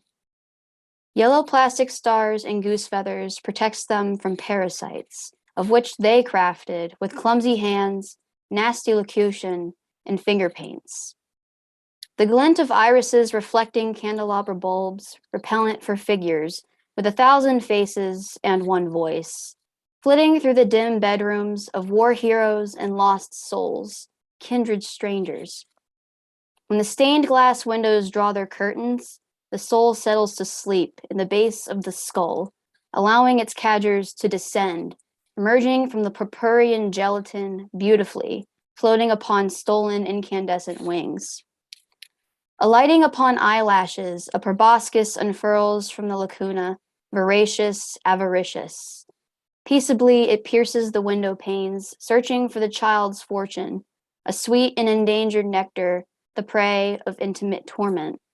Extinction is imminent without intervention. The redolent amarita is siphoned away, leaving a hollow for which the soul to refill, waking, wailing in a cavern, lamenting the loss of its cultivated crop. Abruptly, the curtains are yanked back, revealing the shattered fragments of stained glass. The soul's cries echo from the frame. The parasites retreat from their perch, though they do not flee. Instead, they glide, revolving about the room, large and loud in their contentment. The child watches through the blur of salt water as they become the center of the universe. And finally, the cadgers dripped upwards with their boon, burrowing into the aspic that suspends galaxies. Spectrums ripple through, making stars glitter and systems swirl. Indignantly, I reach up, pressing my fingertips deep into space, shifting the stars until my parasites form constellations of my own design, stolen incandescence, settling with heavenly bodies. Silver spoons curl inwards, scooping multitudes of comets, planets, and stars into my selfish palms, naming them as they are claimed. Primordial gelatin is stuffed haphazardly into pajama pockets, becoming fertilizer for new crop, sown by the grieving soul. My covetous creations return what was pilfered in sleep, lining my pockets with constellations made of precious memories. Thank you. Thank you, Abigail. Wow, that was some powerful new shit. English major in Virginia. Woo! I had to get out my dictionary a couple of times. I was like, what? It was like some papyrus gelatinous. I was like, whoa. Thank you so much, Abigail. It was great to hear you. Thank you for joining us. Please come back. Okay. I like the imagery though. Ooh, the pressing into the fingers into space and all of that. I was there. I was doing it. I was feeling it. That's that new shit. Okay. Yes, Julia Parsley is next. Hello. How are you? I am okay. How you doing, Julia? I mean, I'm always kind of going through healing's an uphill battle, I guess. So, you know, I have an interesting piece about that. I wrote a letter to myself, kind of. It's a poem, but like it's a letter to myself. So I'm going to read that. So I'm going to start because it's like I can fit it, I think, but just I have to start now. Okay, go for it. We're with you. Here it is. Okay. You know when something bad happens and the adults try to pretend everything's fine so they don't scare the kids? I do that to myself. I am the adult and the kid. I don't want to write this poem because I'm doing it right now and it feels good not feeling the fear. And if I write this, I'll have to admit many things to myself. So I'll write this. A lady on the phone a month ago told me that I need to make my relationships intentional and not keep people around out of a sense of necessity. And she's 100% right. To be free, I need to be enough full for myself on my own, a unit, complete and self-fulfilling, be able to rescue and sustain myself. I've been trying to do that and I'm afraid I can't. My brain doesn't give me things until I'm ready for them. So sometimes it hides from me facts that I know, facts that I'm getting abused. An abusive coworker barks at me like I'm a dog. I know it's wrong, but I convince myself it's fine because it can't be happening because she's a middle-aged woman. And if it's wrong, it means a middle-aged woman is abusing me again. And that means I'm going to die because when my mother abused me, existing, breathing, apologizing, begging were all excuses she used to make it worse. The only option was to tell myself it wasn't happening so that I wouldn't implode. And I don't want to feel it. This reminds me of it and I don't want to feel it. I don't want to remember. The worst part was that I genuinely believed I deserve it. She successfully broke reality and broke me and I was unable to protect myself. How am I supposed to believe that I am enough when I failed to protect myself in the past? I don't want to feel it, but if I don't, it will get worse. And the only way I feel it is when I'm alone now and I'm alone. It was so bad and I didn't know it was bad. I believed the world worked that way and I froze. This can't be happening. This is actually happening because it already did. I remember being small and unable to move when she hit me. I remember her controlling me and raping me of my free will and me believing it was something I deserved and not being able to break the paradoxes she set up because the gaslighting was so intense and her making my world smaller and taking pieces of me on a whim. I own no parts of my existence. This is why I'm afraid I can't do it myself. Is it that I didn't have the knowledge yet? I had it and she took it, or I had it and I shoved it down to survive. It had to be a little of all three. Stockholm syndrome is a special kind of rape. You never trust yourself again. Biggest self-betrayal. Can I forgive myself? This is actually happening. Once you see it, you can't unsee it. I just don't want my head to go below the waterline. I don't want to relive what it was like to not realize I need to release this and I don't know how. I abandoned myself. She stole me from myself and I let her. I could feel reality slipping from me. Oh, all the ways I betrayed myself. You say the ocean's rising like I give a shit. Feels like the whole world's ending. Honey, it already did. You're not gonna slow it. Heaven knows you tried. But did I? I don't know what's worse, yes or no.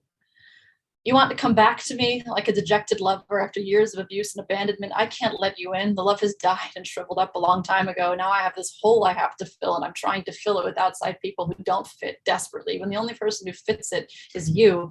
But you threw it away, and now I can't trust you anymore. Am I doomed to search? Round peg, square hole, round peg, square hole, round peg, square hole, square peg left a long time ago.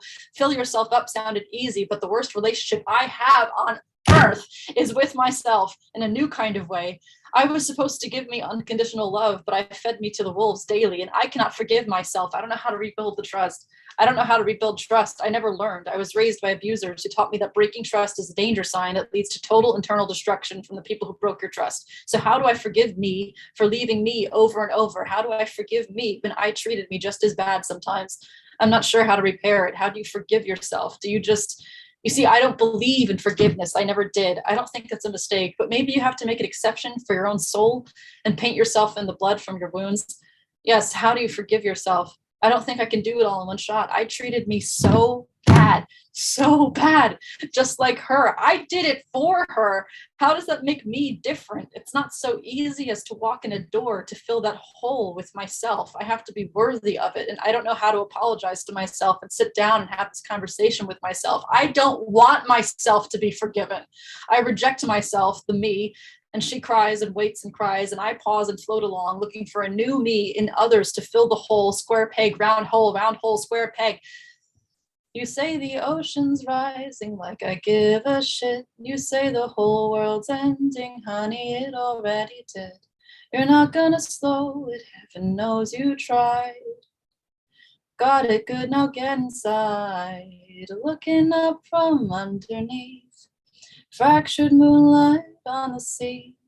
Reflections still look the same to me as before I went under. And it's peaceful and deep. Cathedral where you cannot breathe. No need to pray, no need to speak. Now I am under, oh, and it's breaking over me. 1,000 miles down to the seabed. Found a place to rest my head. And it's over, and I'm going under. But I'm not giving up, I'm just giving in. I don't know how and I don't know when, but I will walk back to the shore enveloped in the water, seaweed in my hair, having seen some impossible truth. Sea in my mouth as I sing, and from behind me a phoenix will fly into the sky, and there will be some sort of evolution. That's it. Julia Parsley. Wow. Bravo. Whew. And you have a lovely singing voice, by the way. I guess, you know, those poems, that's the healing at work, is writing it out, sharing it out, letting us, you know, receive it and hold space for it. Thank you, Julia. Yeah, we did go on a journey, right, Paul? Whew. I mean, you know, I'm going to save some things at the end because we're going to have Alexander Horbensky Goldberg, the Goatberg, close us out. Yes. Tonight I have a monologue for you. Okay. I don't even have anything written down or anything that I prepared ahead of time. It just takes straight from the heart. It's just something that I have to get off my chest. I have to tell all of you. Okay, we're holding space for you. Yeah. Thank you so much. So, dear colleagues, dear poets, dear friends, it's been almost 2 years since I started performing on Monday and Thursday night open mics, and it changed my life. It's been almost 2 years since I started presenting my rhymed verses for all of you, for all of your judgment. And I had all of my plans, all of my hopes, and all of my dreams with you. You became like my family. And tonight, I just feel like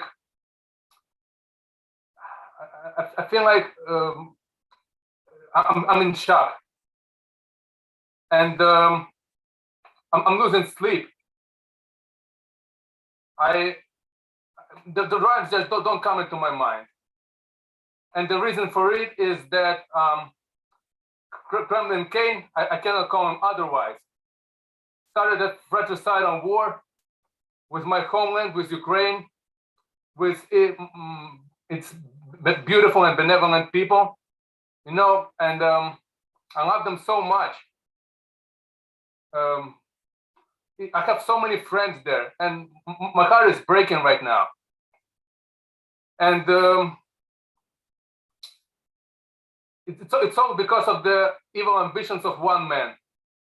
8 years ago, he occupied the Ukrainian Crimean Peninsula, and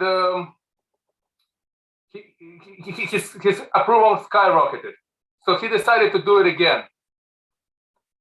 And the result of it is that Ukraine is on fire. The people are dying. And in the cities where there are subways, the trains don't give rides to people anymore. They, the elderly, the women and children go to subway stations to hide from bombings. It's overcrowded, and they don't even think about COVID. Men went to defend their homeland and their families. So I want all of you tonight to wish them success and victory. And one other thing I wanted to say is that Slava Ukraini, glory to Ukraine, and glory to all of its heroes. Thank you so much. Alexander, wow. I'm gonna unmute everybody so that you can share some words with Alexander. And Thank you, Alexander. That was beautiful, That Alexander. was Love and strength to you, brother. heartfelt. Very. Thanks. Thank you. Thank you. Loves you, Ukraine. Yes, peace and blessings to Ukraine, man. We're with you, brother. Peace and blessings. we are with you. And it was so touching to me, that you can share this. We love you. We send you love. We send love to everyone that is suffering at the hands of war. What they're doing is they're going to be putting out neighborhood safety. Okay, let me mute everybody here. Yes, my heart and my, goes out to you. I mean, what can I say? We just hold each other up with love and acceptance and understanding. Strength to you, strength to us all, because it's traumatic for all of us, really, as poets especially, because we feel so deeply. But for you, Alexander, for everyone who's Ukrainian, who has people there, my heart goes out to you. May war end in this lifetime. May it end, but we are a family, and we are healing. We are healers in this work. With love, poetry, and community, we get through everything. Remember that you are enough. Whatever battles we are fighting, sometimes it's the war outside, and sometimes the war inside is even more detrimental. So remember that you are love, that you are enough just as you are, and keep creating. It's the way to heal. I look forward to seeing you in person, hopefully on Saturday, where we can unite in love and harmony and music and poetry and truth. And if not in person, back here on Thursday nights, my favorite night of the week, because this is our time. Thank you so much. Much love from the New Eurekan Poets Cafe. Cafe. Much love from my heart. Much love from New York. Yo, we got you. We love you. Peace.